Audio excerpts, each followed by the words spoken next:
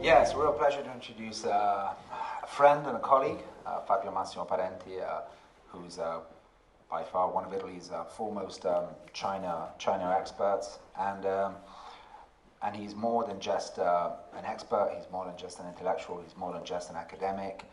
He's someone who, especially over the past decade, played an important role in shifting the narrative over China here in Italy, and probably also thanks to this narrative shift, also helped lead to the Conte I government to sign the BRI, because he was very active on Italian media, and yes, played a really important role in that respect. And as you've been hearing, a lot of that work has been rolled back, but it's not all. It's not all finished. As Pål was saying, we saw Meloni go to China and sign an agreement that, in essence, is quite similar to the BRI. It's just focused on economics without all the symbolic and political aspects that are tied to it. So it's a real pleasure to have him here today, and I'm sure he'll provide some really great insights into the role that China is playing in building a new international order. So happy to have you here, China. Thank you so much, Thomas and Paul, for the introduction, for inviting me in this wonderful place. How much we love Italian places is difficult to say for us. I'm talking as a Roman citizen. It's a really wonderful opportunity to share some insights, some thoughts with you, and to discuss with you, hoping we can avoid to fight. So let me start with my homework, and then we can open our discussion whenever you like. You can also interrupt me if you like. My piece for today is about my talk, is about multipolarization of the world with China as engine.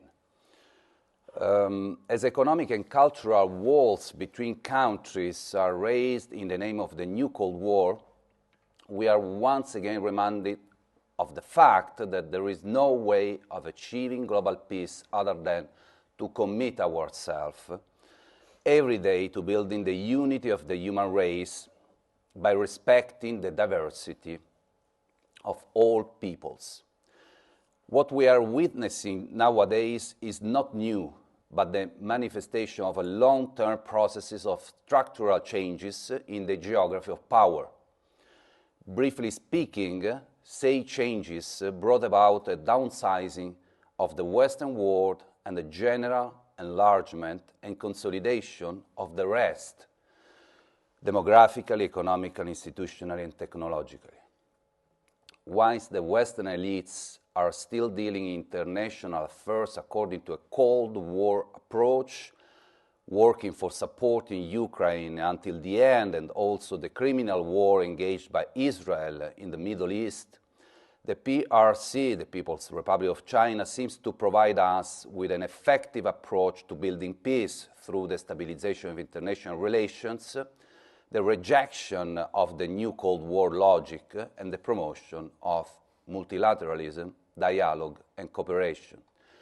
These are the pillars of Beijing's foreign policy, and these are the key reasons of the BRICS enlargement with the newcomers in January 2024, plus other 40 countries ready to join.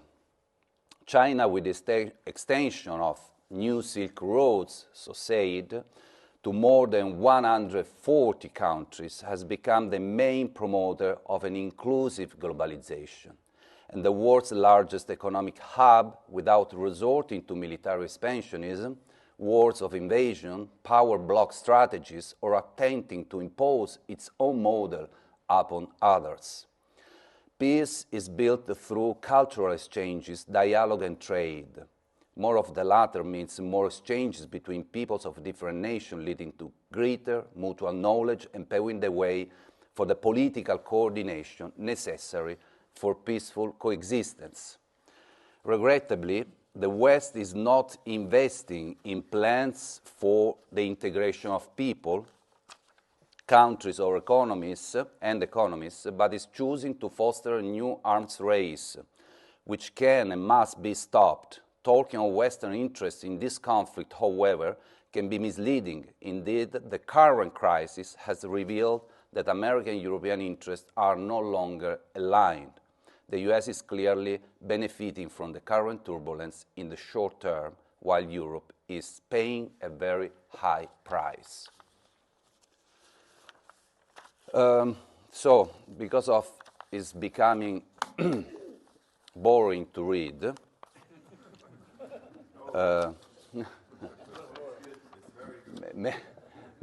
maybe I can sacrifice accuracy and started to talk with you face to face. The other two paragraphs are about China's role in the current turbulence and the non-Western institutions.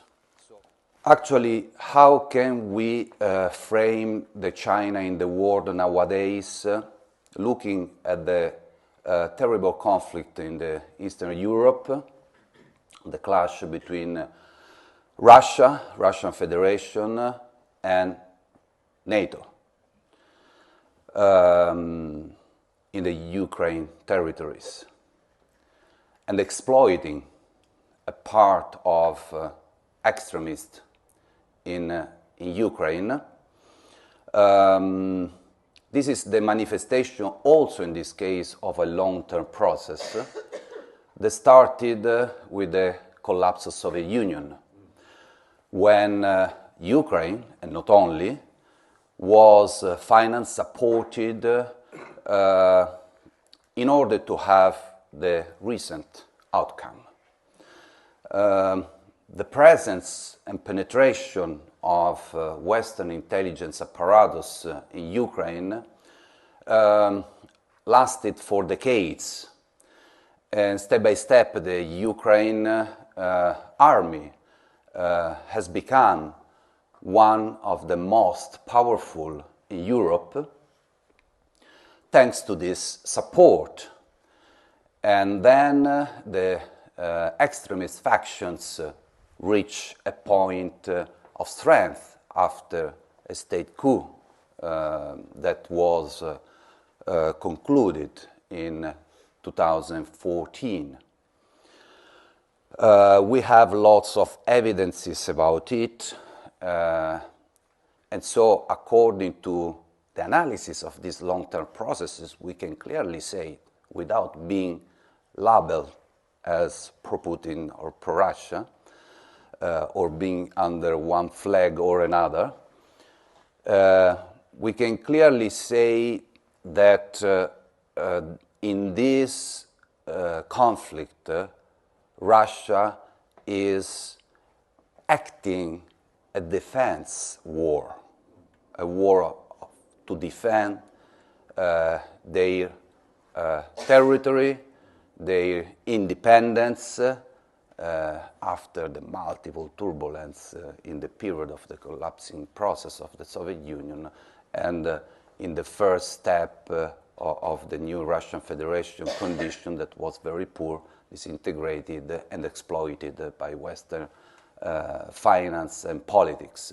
Anyway, what is the role of China in this again and again turbulent world? Because we don't have to forget that this is not new. Maybe what is new is a new form of great power clash and conflict and competition, but it's something that we already experience in the so-called bipolar world. And in China won the first stage of this competition, great power competition, during the Cold War, because was able to,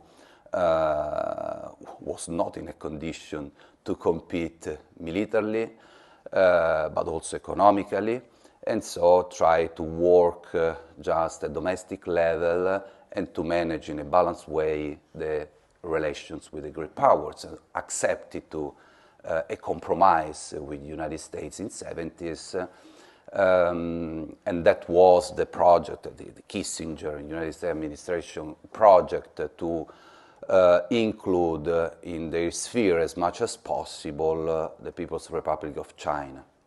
But actually, we know that step by step, first of all, they tried to act towards China, and then in the 90s tried to include and absorb Russia.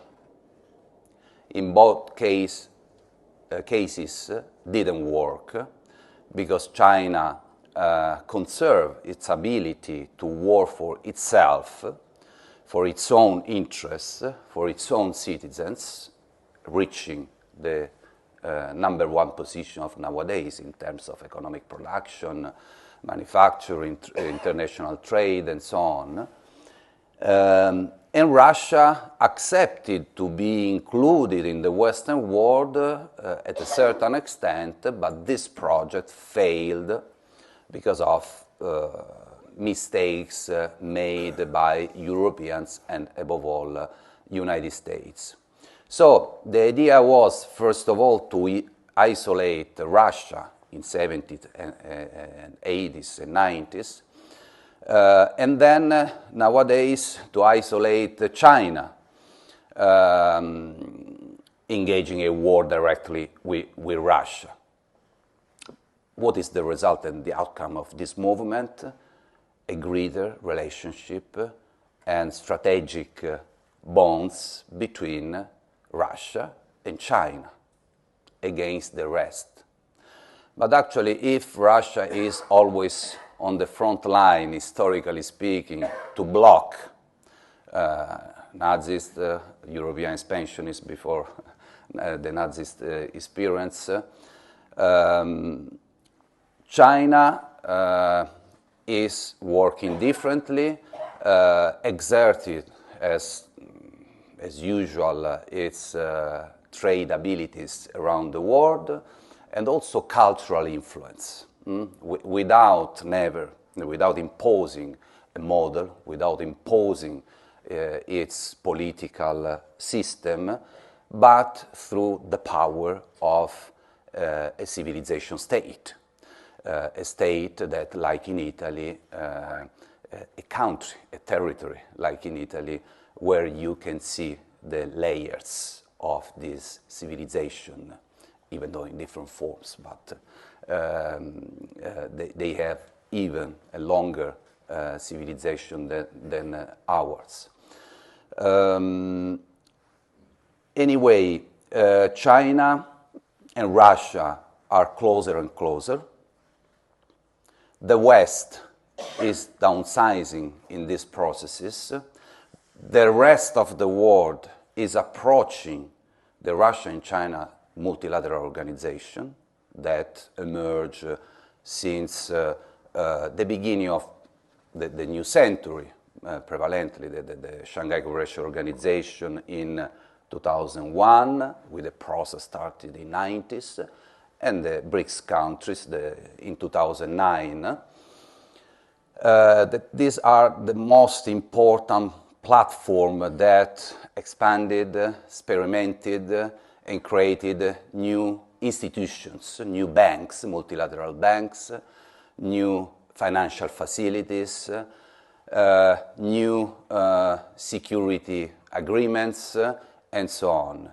And we can see clearly that from South American, Latin American to Africa, Central Asia, and many countries in South Asia are approaching these new institutions after being affected and being victim of the Western-led international institutional architecture. The IMF, World Bank, and all the other platforms used to entrap countries after colonialism, to increase the level of dependency of billions of people from our ability to build a global governance, a system, or no,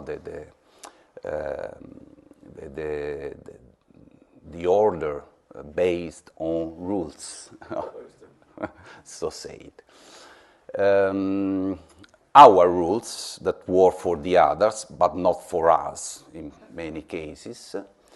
Our rules that the others cannot violate, we can violate because we have a superiority. The origin of the world system created by the West a few centuries ago was a system based on a cultural background that is still alive nowadays.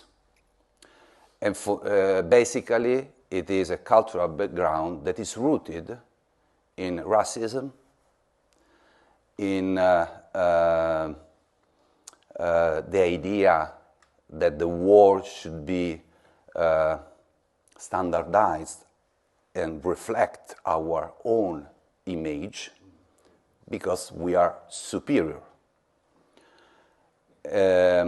Dominating for centuries, consolidated these cultural roots.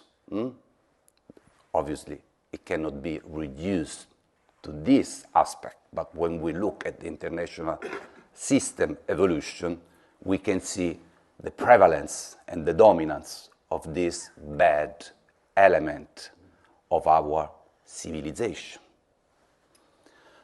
at least in the Mediterranean, European areas and other areas of the West.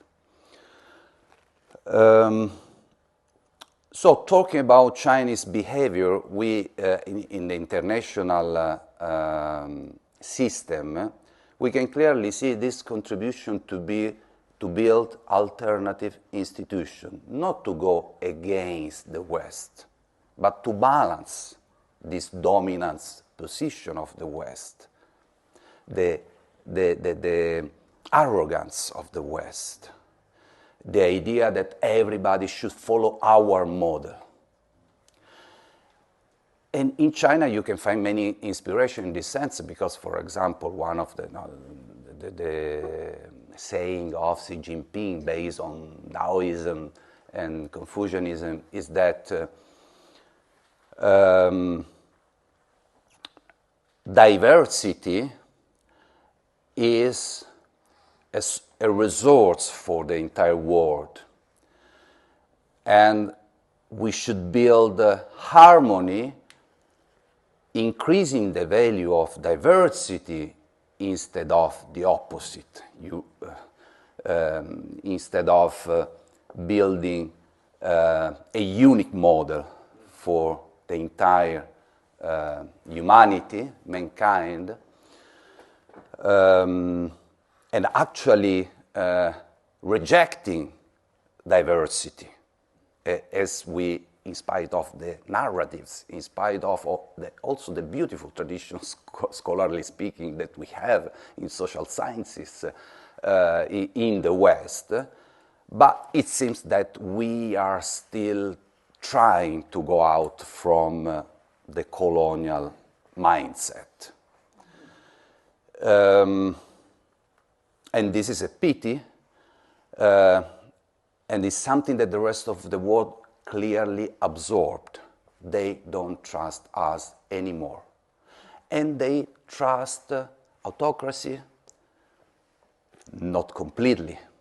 They trust these emerging countries that are reshaping the world, making different contributions, for example, stopping NATO expansion, for example, militarily speaking, strategically speaking, for example, building the Belt and Road Initiative. That is actually a reflection of the material model that China followed at home. They experimented, executed, reached many goals, enjoy their successes for their own people, and then going abroad, going west, in at the end of 90s, at the beginning of 2000, these strategies, was just offering, was just providing, was just sharing the material successful point of their development process of the last 40 years. That is, not imposing a cultural model, not imposing a political set, policies, but just sharing the idea that connectivity, for example, can increase cooperation. Connectivity can build markets for the prosperity of African peoples. We have nowadays, for the first time in the history of modernization, so-called modernization, the first railways that cross the entire continent, thanks to Chinese investment, from the Indian Ocean to the Atlantic Ocean. We have the first satellite for civil communication built together with Chinese people, where African countries can use without paying royalties to us. And we can do many examples in this sense. In the current conflict, China tried to be equidistant, tried to be neutral as much as possible. Because they don't want to fight, but they are ready to fight. And so, in the Ukraine conflict, Chinese authorities provided a peace plan. First of all, in 2022, it was a draft, and then a more detailed plan. And recently, we have seen also Ukrainian authorities moving to Beijing to ask for a support, not to their fight, but for negotiation, to have and get some support from a great power that can be maybe really neutral in the confrontation between Russia and United States at the end of the day. So China is trying to defend itself, so its own borders, having a good relationship with Russia, with Southeast Asia, and the other emerging power, they feel really deeply close, according to the recent memory of the anti-fascist and anti-Nazist war. Something that we don't feel in Europe. Unfortunately, because also Europe was an important theater of the Second World War, even though if we want to talk about numbers, but seems to be so sad to make this ranking. 17 million died in Europe, between 20 and 30 millions in the Soviet Union, and equally in China. Because the Second World War started in China with the Japanese invasion in 1937. But our children knows that starting in Europe in 1939, because everything started in the bad and good things in the center of the world.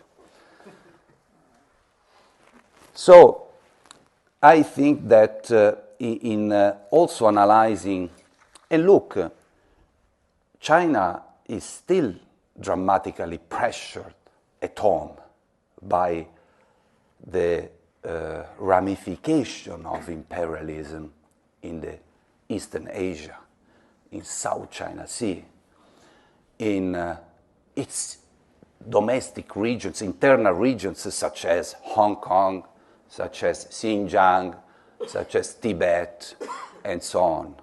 Also recently, a European Parliament, they provided, signed a resolution including also Macau and many other stuff. So ridiculous resolution. In fact, also the media didn't talk about it.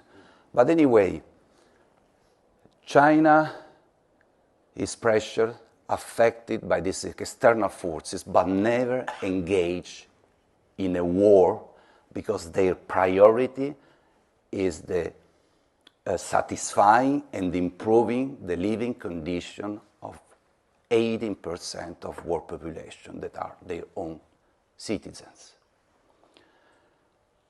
Whilst in Europe and in the United States we are doing more or less, with many differences, we are living an opposite process of leaving people and leaving citizens alone, without institutional supports, without any sort of authorities' empathy with the recession. In Germany, the disgregation of our industrial apparatus, with the idea that in 2 years we can move from green economy to war economy.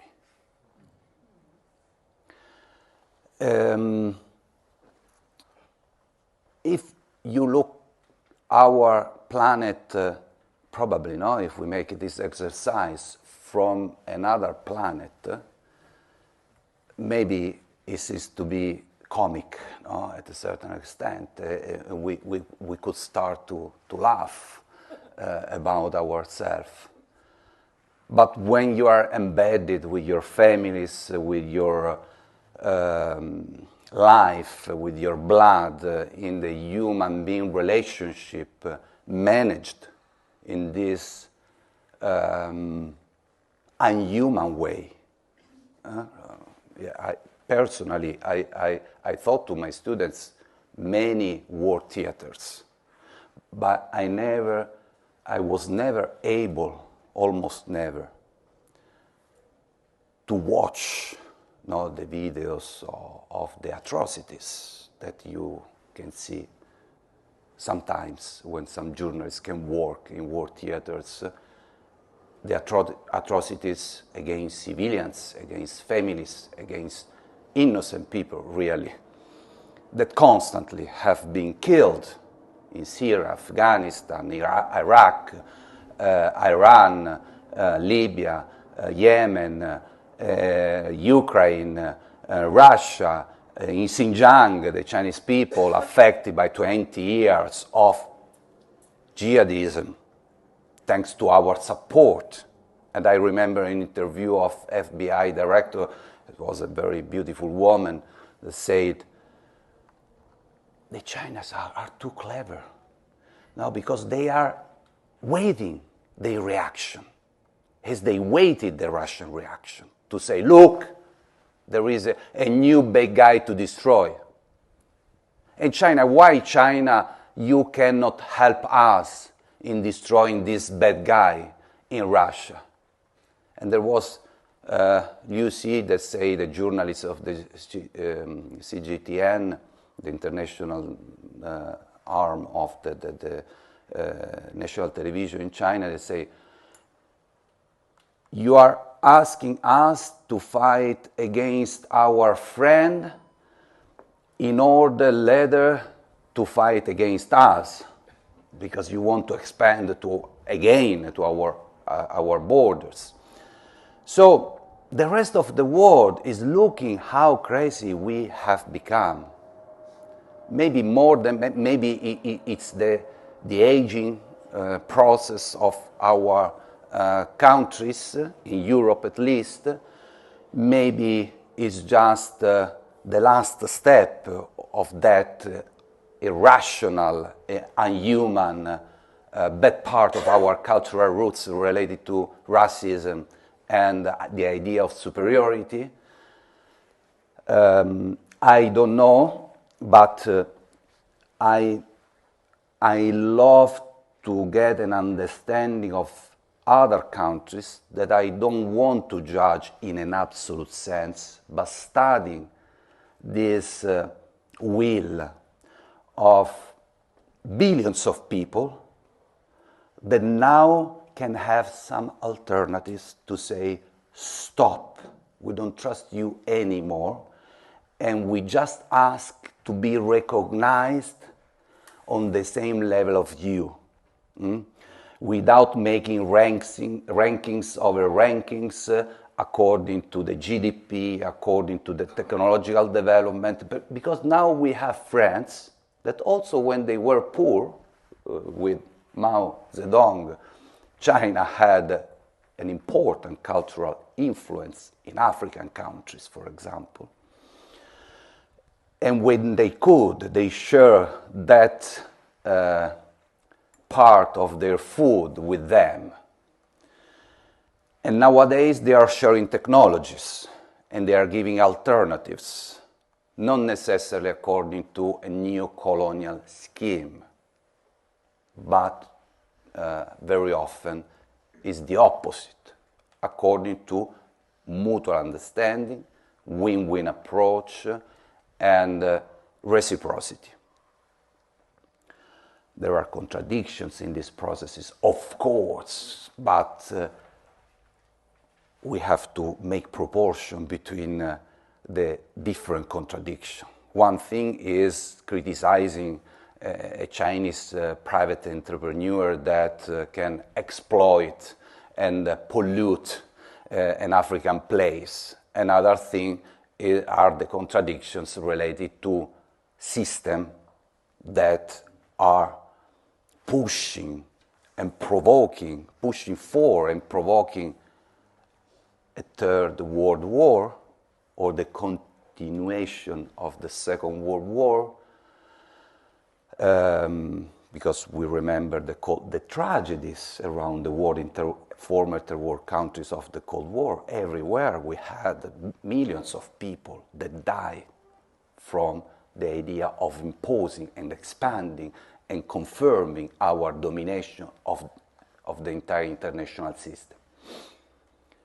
Nowadays, again, after the collapse of the Soviet Union, we started with Iraq, and then Kosovo, and then again Iraq, and then 20 years in Afghanistan, and then spreading and supporting international terrorism, reaching the home of China, for example, reaching our countries as well. So we can see in the diplomatic culture of China, and in their recent years' actions, something that is a contribution that deserves careful attention, because it's a contribution for building bridges and peaceful coexistence. Just look at the Saudi Arabia and Iran agreement, thanks to the intermediation of People's Republic of China, and the end of the conflict in Yemen, that was considered by United Nations one of the worst of the last century, if I remember well. I don't remember now clearly, I'm not sure the time reference of the report about it. And also in the Middle East, they have Jewish communities in China. They have the biggest Muslim communities. Now, when we talk about Xinjiang and all the narratives about Xinjiang, we can see clearly, if you go on the ground, that there is the highest number of cultural religious places, come si dice, mosques. in Xinjiang, then also bigger than in Saudi Arabia. And the government of Xinjiang, that is a Muslim autonomous region, is ruled by Uyghurs, that kind of people that, according to our narratives, are under genocide attack, but the Palestinians are probably, from our point of view, not considered humans. I have difficulty to understand how we consider Palestinian. We are talking about a genocide that Jewish scholars define as a genocide. not nowadays, not in the last years of escalation. No, now everybody talk about escalation. No, we have problem with words because media and narratives put in our minds words that we use like talking about pasta and pizza. I mean, what does it mean? There is always an escalation, a potentiality of escalation. We are within an international war that is a clash of between great powers. And is not necessarily the right of the Palestinians. That is our hub through which you can interpret and read bigger macro-regional and intercontinental clashes. So it's not supporting Ukraine. Yes, nobody deserves bomb on their head. So you cannot justify in any way. The only way to justify the use of weapons is defending yourself. Palestinians tried with stones and then built their resistance networks with the neighboring countries. And so we talk about the emerging, the born of the origin of Hamas, and then the links with Iran, with Lebanese, with Hezbollah, and so on.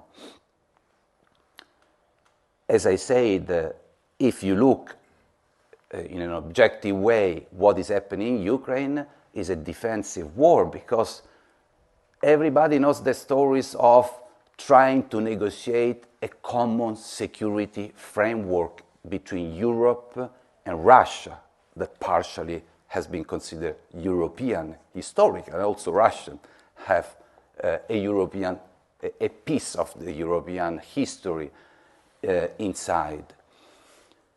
And in China, every time say it again, we need a common security networks and frames, the United Nations principles that are the only one thought in order to think about coexistence between different interests. Always we say it, we remember the Cuban Missile Crisis. I mean, I was not born, but I studied it. And then we remember what does it mean clearly saying. All of you know very well, surely, John Mearsheimer, that is playing from a point of view that is not my field. I'm not a neo-realist.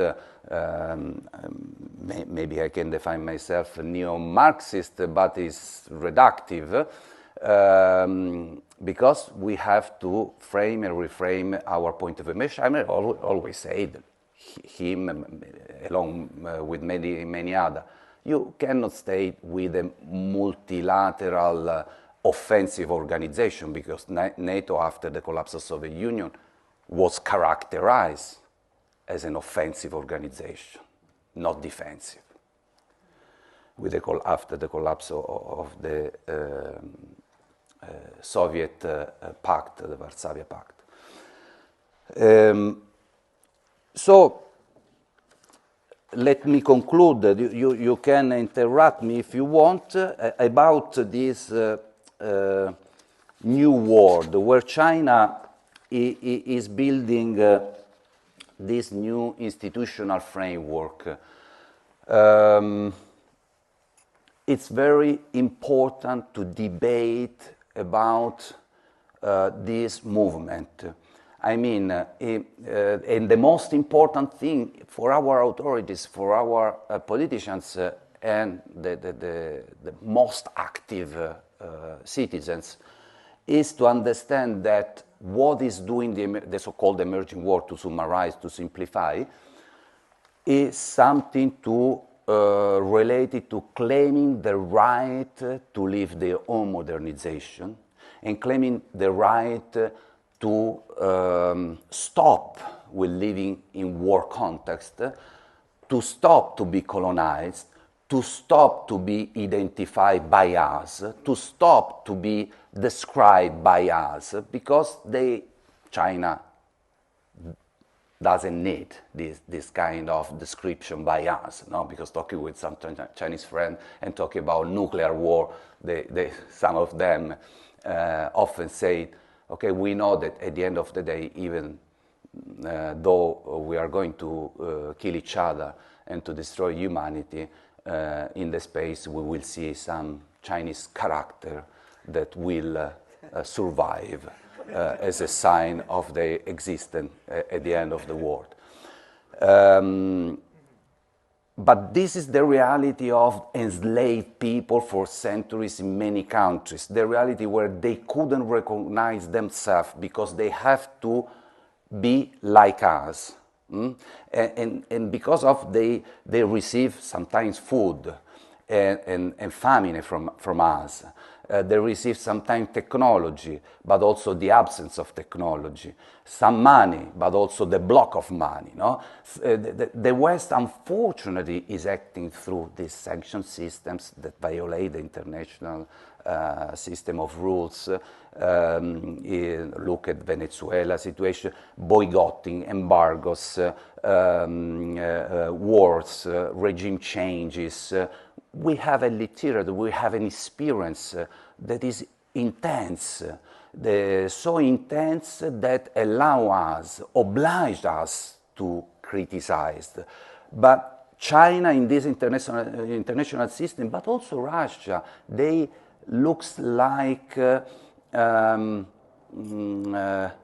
brilliant at a certain extent when they describe the evolution of the brilliant in which sense? No, because they have clearly in mind that they are working to defend themselves, they are working more or less to help and support the well-being of their citizens, of their population. And this consensus, you can touch this consensus more or less everywhere. I work in China in different periods as a professor in the Foreign Ministry Affairs University, one of the universities that train the diplomatic staff of the countries. And you can see before the pandemic period, so-called pandemic period, the block of the international relations, of the traveling, of the exchange and so on, you could see many African students, for example, but also going and traveling throughout China. You can see how many people are reaching China or how many Chinese are reaching other peoples in other countries. And the fact that they never try to interfere in terms of changing the political system, in terms of imposing conditionalities, is something interesting for the other countries that are approaching the so-called Beijing consensus, are giving consensus to China. Again, contradictions exist, but the alternatives are very poor, and the West is not anymore trustable. This is the result of an analysis of the main structural trends. Now I stop myself, and we can debate, discuss whatever you want, because I already talked too much, maybe.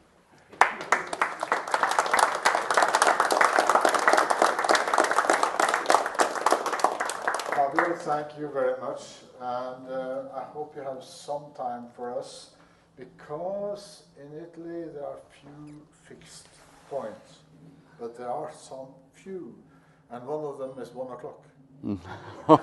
Yeah. So we invite you to lunch at 1 o'clock, okay, in the old town, and I hope we can both at the table, which is a speciality in Italy, yeah, and also afterwards enjoy the discourse with you. So now we are going to move down to Ferrero's restaurant, La Loggetta, and hopefully we can continue afterwards. Okay. Thank you very much. I'm with you. Yeah, thank you. Thank you so much.